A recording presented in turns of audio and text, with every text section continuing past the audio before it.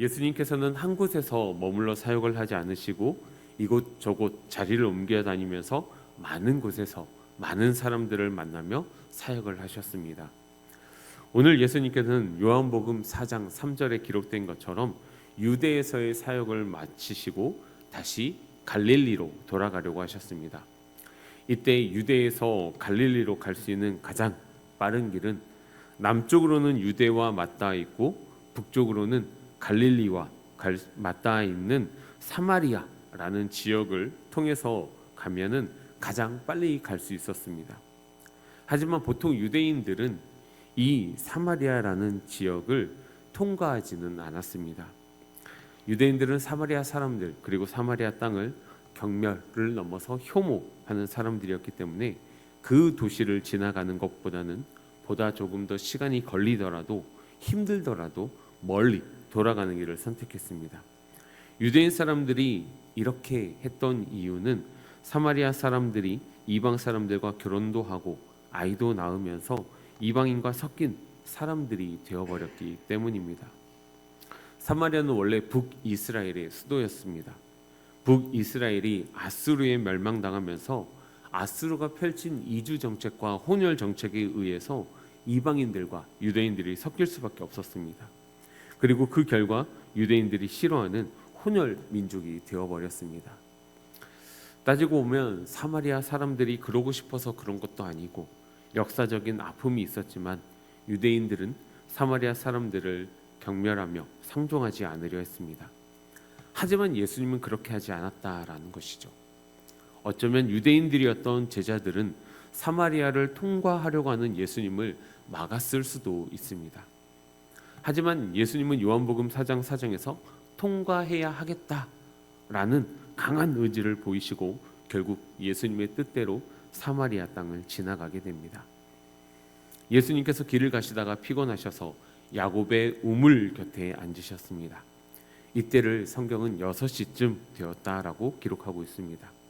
우리나라 시간으로 따지면 12시 정오가 되는 시간입니다. 이때 사마리아 여인이 예수님께서 앉아 계신 우물로 물을 기르러 나옵니다. 그리고 예수님 그 여인에게 물을 달라 요청을 하죠. 이렇게 예수님과 이 여인과의 대화가 시작이 됩니다. 그리고 예수님은 이 여인과의 대화를 통해서 예배에 관해서 가장 유명하신 말씀, 우리가 너무나 잘 알고 있는 하나님은 영이시니 예배하는 자가 영과 진리로 예배할지니라 라는 말씀을 전하시죠. 예수님은 사마리아 여인과의 대화를 통해서 그동안 채워지지 않아 갈급해왔던 이 여인에게 영원히 목마르지 않는 생수를 공급해 주십니다. 그런데 우리가 한 가지 생각해야 할 것은 이 여인의 정체라는 것이죠. 이 여인은 지금 우리나라 시간으로 따지면 12시 햇볕이 가장 강한 시간에 물을 기르러 왔습니다.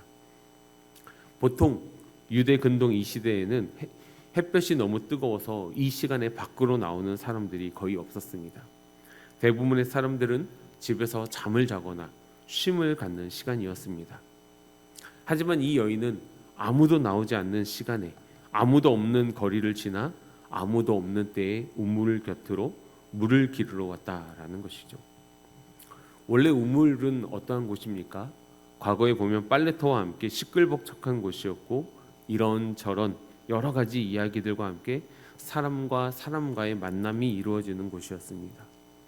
그런데 이 여인은 집에서 아무도 없는 시간에 아무도 없는 우물가에 왔다라는 것은 생각해 보았을 때 정상적인 삶을 살아가지 못하는 사람이었음을 나타내고 있는 것이었습니다. 예수님은 이러한 여인의 사정을 단번에 알아보셨습니다. 너에게 남편 5이 있었고 지금 있는 자도 내 남편이 아니니 내 말이 참되도다.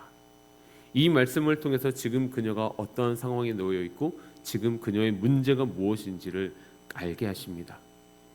결국 예수님은 그녀의 갈증이 남편에 대한 갈증이 아니라 다른 것에 원인이 있었던 것임을 너무나 잘 알고 있었습니다.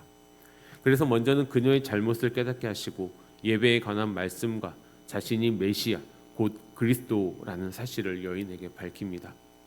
그러자 그 여인에게 놀라운 변화가 일어나게 되죠. 그녀가 물을 깃기 위해 가져왔던 물동이를 버리고 자신을 천하게 여기고 벌레 보듯 여기는 사람들에게, 그동안 그녀가 피해왔던 그 사람들에게 향해 나아가서 자신이 행한 모든 일을 말한 사람을 와서 보라, 이는 그리스도가 아니냐라는 이야기를 통해서 동네 사람들을 예수님 앞으로 나오게 됩니다. 그 결과가 무엇입니까? 오늘 보면 39절 말씀에 보니까 여자의 말이 내가 행한 모든 것을 그가 내게 말하였다 증언하므로 그 동네 중에 많은 사마리아인이 예수를 믿는지라. 아멘. 한 여인이 예수님을 만나고 그녀의 삶이 변하기 시작하였고 또 변한 그녀의 삶을 통하여서 그 지역이 변하기 시작했다라는 것이죠. 이를 증명하듯이 41절에서는 예수님의 말씀으로 말미암아 믿는 자가 더욱 많아졌다라고 기록되고 있습니다. 이렇게 놀라운 변화가 어디에서부터 이루어집니까? 바로 사람들에게 멸시받고 천대받은 사마리아라는 땅에서부터, 그리고 그곳은 역시 마을 사람들에게 멸시받고 천대받은 한 여인으로부터라는 것이죠. 이래저래 상처받고 항상 갈급해하던 불쌍한 한 영혼이 예수님을 만나 생명의 말씀을 듣고 그 갈급함이 사라지자 피해 다녔던 사람들에게 먼저 다가가 생명이신 생수의 근원이신 예수님을 소개하고 있는 모습을 우리는 볼 수 있다라는 것이죠. 그리고 이 한 사람으로 말미암아 많은 사람들이 구원을 받은 놀라운 복음의 역사의 현장을 우리는 지금 보고 있는 것입니다. 사마리아 땅을 지나가야겠다라는 예수님의 뜻에 제자들의 만류에도 불구하고 예수님의 강한 의지로 실행하신 이유는 어쩌면 준비된 이 여인을 만나기 위함이 아니었을까 생각해 봅니다. 예수님 곁에는 어제도 여러분들이 들었겠지만 많은 사람들이 있었지만 한 사람에게 예수님은 집중하셨습니다. 그리고 예수님이 집중한 이 한 사람은 예수님을 만난 뒤에 그의 삶이 완전히 바뀌었고 자신이 받은 복음과 자신이 받은 사랑을 다시 전하고 나누어주는 인생으로 바뀌게 되었습니다. 바로 지금 우리가 보고 있는 사마리아 여인이 가장 그 대표적인 예라고 할 수 있겠습니다. 사랑하는 영가족 여러분, 지금 우리가 사마리아 여인에 대한 이야기를 듣고 있으면서 떠오르는 그 사람이 있습니까? 아니면 마음에 품은 태신자가 떠오르십니까?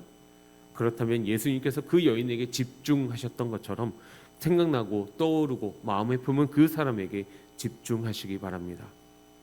우리가 마음에 품은 그 한 사람에게 집중할 때 그 영혼에게 놀라운 변화가 일어나게 될 것입니다. 그리고 그 한 사람을 통해서 생생과 재생산이라는 하나님의 놀라운 부흥의 역사가 나타나게 될 것입니다. 우리를 통해서 예수님을 제대로 만나 그 한 사람으로 말미암아 그 주위의 사람들과 지역이 바뀌게 되는 놀라운 은혜가 역사에 일어나게 해달라고 우리는 계속해서 마음에 품고 기도해야 할 것입니다. 물론 이 일이 단번에 이루어지지는 않습니다. 어쩌면 이번 추수감사주일에 함께 교회 가자라고 자신 있게 초청장을 내밀었지만 거절당했을 수도 있습니다. 하지만 그렇다고 해서 포기하거나 실망하지 마십시오. 아직 그 영혼에 대한 때가 되지 않았기 때문입니다.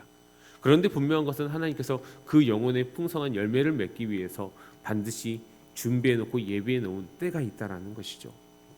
우리는 그 때를 알지 못하기 때문에 우리는 우리에게 주어진 사명, 열심히 전하고 씨를 뿌리는 사명이 우리에게 있는 것입니다.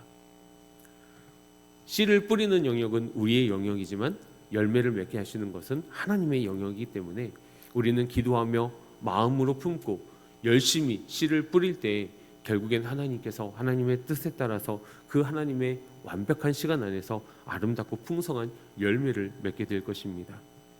오늘 하루 우리 모든 영가족들께서는 예수님의 사랑으로 최선을 다해서 그 예수님의 사랑을 전하고 또 나누어주는 그러한 은혜의 시간들 되시기를 소망합니다.